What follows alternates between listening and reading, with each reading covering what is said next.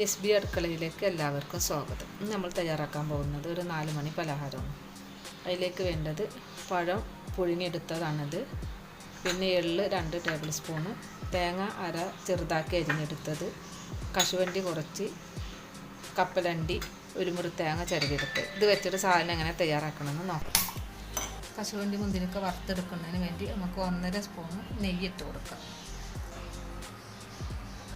ആദ്യം നമുക്ക് അരിഞ്ഞ് വെച്ച തേങ്ങ ഇട്ട് കൊടുക്കുക.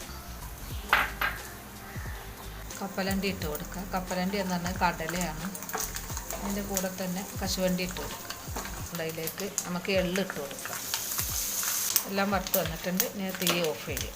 അതുപോലെ പുഴുങ്ങി വെച്ച പഴമാണ്, അത് നമുക്ക് തൊലി കളയുക.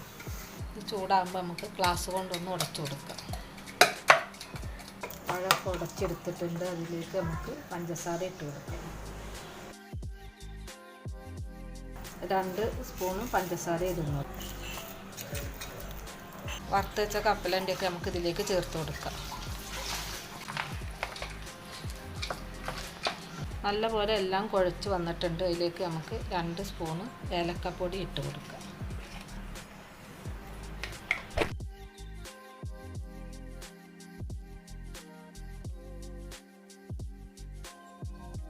ചെറുതായി ഉരുട്ടി എടുത്തിട്ട് തേങ്ങയിലേക്ക് ഇട്ട് ഉരുട്ടിയെടുക്കാം.